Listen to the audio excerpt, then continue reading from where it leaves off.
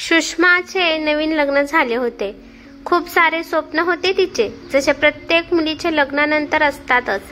आपल्या नवीन जीवनसाथी बरोबर आपल्या नवीन वैवाहिक जीवनाविषयी अशीच काहीशी स्वप्न घेऊन सुषमा आपल्या सासरी आली होती। सुषमा एक शिक्षित, सुंदर, नव्या विचारसरणीची मुलगी होती। सुषमा आणि तिचा नवरा जय दोघांचा जोडा अगदी नजर लागावी एवढा सुंदर होता। जय एका मोठ्या कंपनीमध्ये मोठ्या पदावर कामाला होता, तर तिचे सासरे सरकारी सेवेत कामाला होते, पण आता ते रिटायर झाले होते। सुषमाच्या सासरी कसलीही कमी नव्हती, सर्व सुख सुविधा होत्या। लग्नाच्या दिवशी सर्व विधी पूर्ण करून जयच्या घरी पोहोचायला त्या नवीन जोडप्यास खूप रात्र झाली होती। तरीही जयच्या घरी पोहोचल्याबरोबर त्याच्या आईचे पूजा विधी चालू झाले। तेव्हा सुषमाच्या छोट्या बहिणीने सुषमाच्या सासूला समजावले की अगोदर खूप उशीर झाला आहे, त्यात लग्नाच्या गडबडीने सर्व खूप दमले आहेत। तुम्हाला जे काही विधी करायचे आहेत ते उद्या करा, सर्वांना आरामाची गरज आहे। पण सुषमाच्या सासूने तिचे बोलणे ऐकले नाही। तिने सर्व विधी पूर्ण केलेच। दुसऱ्या दिवशी सुद्धा काही विधी पार पडले। सुषमाला स्वयंपाकघरात नेऊन काही विधी केले आणि नवीन सुनेला काही गोड पदार्थ करण्यास सांगण्यात आले। सुषमाने शिरा बनवला आणि शिरा सर्वांना आवडला। सासऱ्यांनी तर सुषमाला बक्षीस म्हणून 5,000 रुपये दिले आणि तू या घरची अन्नपूर्णा हो असा आशीर्वाद सुद्धा दिला। तेवढ्यात सासूने सुषमाला आपल्या रूममध्ये बोलावून घेतले आणि म्हणाल्या, परवा मी तुमच्या दोघांचे वैवाहिक जीवन सुखी समाधानी व्हावे यासाठी एक पूजा ठेवली आहे। त्या दिवशी तू सकाळी लवकर उठून केस धुवून आंघोळ करून नवीन साडी नेस। सुषमा आपल्या सासूचे बोलणं लक्ष देऊन ऐकत होती। तिला काही क्षण असे वाटले सासूचे बोलणे पूर्ण झाले, पण तेवढ्यात अचानक सासू पुन्हा बोलू लागली, सुषमा अजून एक, तुझी मासिक पाळीची तारीख किती आहे? नाही तर मी तयारी करायची आणि सर्व गोष्टीवर पाणी पडायचे। तेव्हा सुषमा म्हणाली, आई अजून 5-6 दिवस आहेत, काही होणार नाही, पण लग्नात तुझी खूपच धावपळ झाली आहे, तेव्हा मग तू गोळ्या खा, कारण पूजेत कोणतेही विघ्न यायला नको। सुषमाने हो म्हणून मान हलवली आणि ती आपल्या रूममध्ये निघून गेली। पूजा विधी सर्व ठीक झाले। सर्व नातेवाईक आपापल्या घरी निघून गेले। आता जयची सुट्टी सुद्धा संपत आली होती। आज सुषमा बेडरूममध्ये गेली तसं जयने तिच्या हाताला धरून आपल्याकडे ओढले आणि तिला आपल्या मिठीत घेऊ लागला। जय आज सुषमाच्या जवळ जाण्याचा प्रयत्न करत होता, तेव्हा सुषमा त्याला म्हणाली, जय मला तुझ्यासोबत काहीतरी बोलायचे आहे। तेव्हा जय म्हणाला, बोल ना। सुषमा म्हणाली, जय प्लीज नीट लक्ष दे ना माझ्या बोलण्याकडे। आज आई, एवढं ऐकताच जय सुषमाकडे पाहत म्हणाला, काही बोलली का आई? तेव्हा सुषमा नाही म्हणाली। आई म्हणाले, आता घरात मंगलमय वातावरण आहे, म्हणून आता असे काही करू नका। हवं तर मी नंतर तिकीट काढून देईल, तेव्हा फिरून या मनासारखं। जय तुला नाही का वाटत हे सारं विचित्र आहे? त्यावर जय म्हणाला, सुषमा आई थोडी जुन्या विचारांची आहे। ती बाहेरून कडक स्वभावाची आहे, पण आतून खूपच नरम स्वभावाची आहे। तू आईला कोणत्याही गोष्टीसाठी मनाई करू नकोस। काही गोष्टी छोट्या असतात पण मनाला लागतात।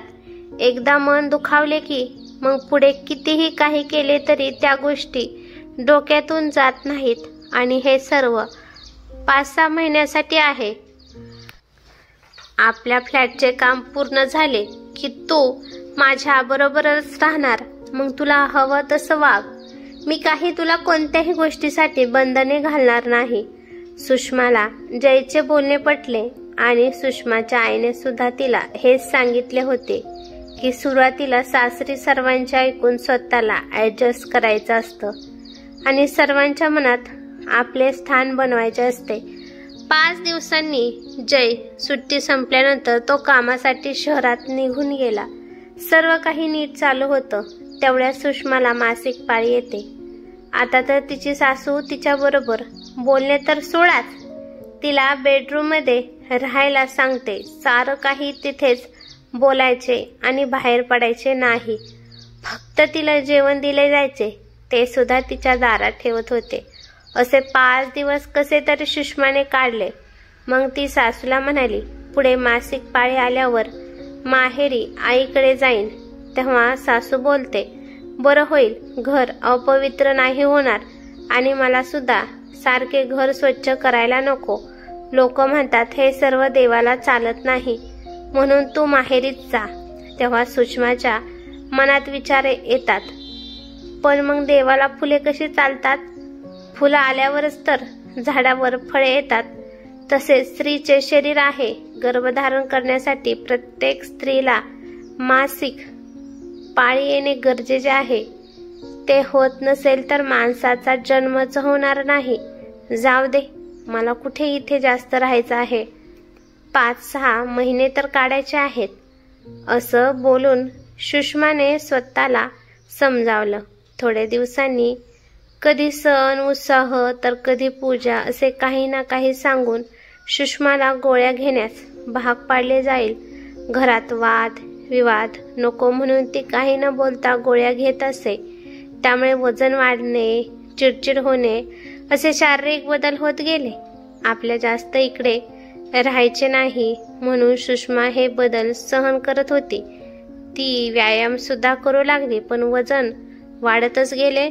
असे करता करता 1 वर्ष झाले. आता कुठे ती जय बरोबर राहायला गेली. सर्व खूप चांगले चालू होते. त्यात मध्ये सासूचा फोन यायचा, अमुक अमुक एक पूजा आहे, उपवास करायचा आहे, गोळ्या घे, असे चालू होते. पण जय सुद्धा आईला काही बोलायचा नाही. आपण वेगळे राहत आहोत, आता सर्व ठीक होईल असं तो सुषमाला समजावत असे. तेव्हा सुषमा सुद्धा असा विचार करी की आपल्याला नोकरी लागली की आपण सांगू, मला तिकडे यायला जमणार नाही आणि उपवास सुद्धा करता येणार नाही, मग गोळ्या घ्यायला नको. 1 दिवस सुट्टी होती म्हणून सुषमा आणि जय घरी गेले. तेव्हा घरी इतर नातेवाईक सुद्धा आले होते.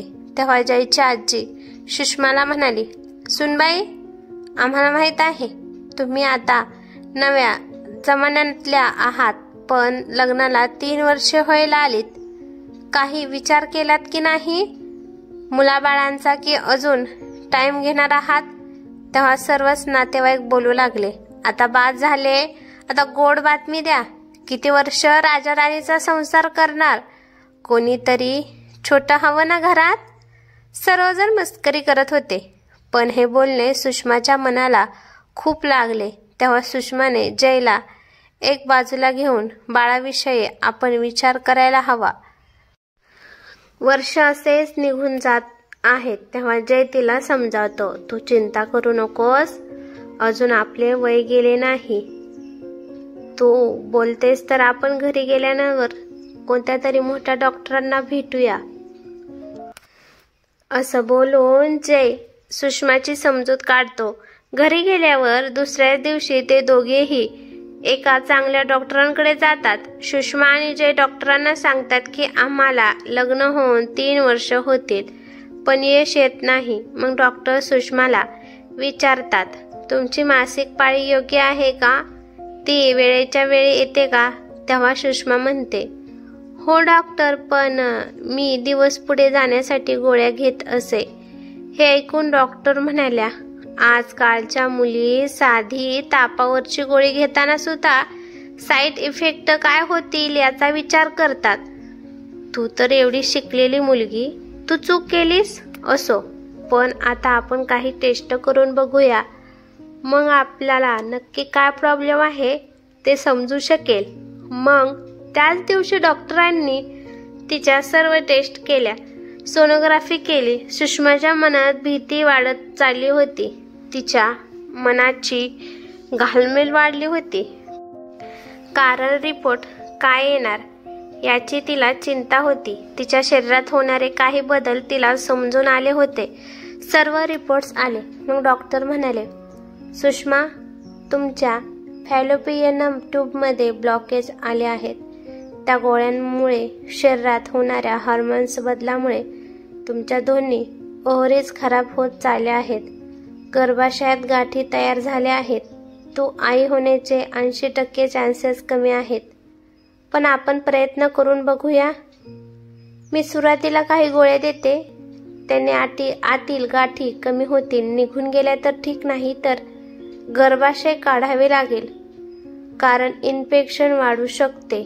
डॉक्टरांचे हे बोलणे ऐकून सुषमा आपल्या खुर्चीवरून उठून उभी राहते आणि डॉक्टरांना म्हणते, डॉक्टर, मला माहीत आहे हे करायला नको, परंतु तुम्हीच सांगा मला ऑपरेशनसाठी कधी यायचे आहे। तेव्हा डॉक्टर म्हणाल्या, सुषमा, तू हे काय बोलत आहेस? त्यावर सुषमा म्हणाली, नाही तर काय करू? गर्भाशयच राहणार नाही, मग पिरियड्स नको यायला आणि माझ्यामुळे कोणाचं घर अपवित्र नको व्हायला। बरोबर बोलते ना जय? आणि रागात सुषमा जयची वाट न बघता हॉस्पिटलमधून निघून जाते। आता जय काही बोलू शकत नव्हता, कारण त्याच्याकडे कोणतेच उत्तर नव्हते।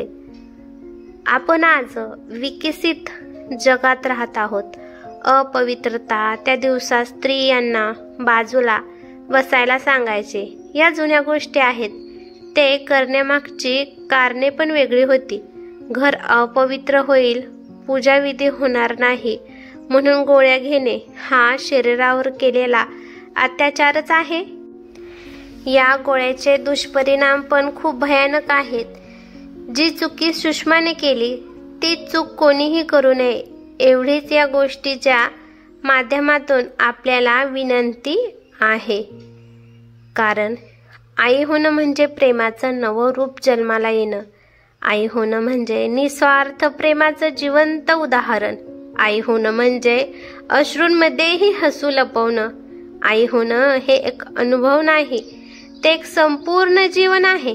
आई होणं म्हणजे हृदयाचा एक तुकडा बाहेर चालताना पाहणं।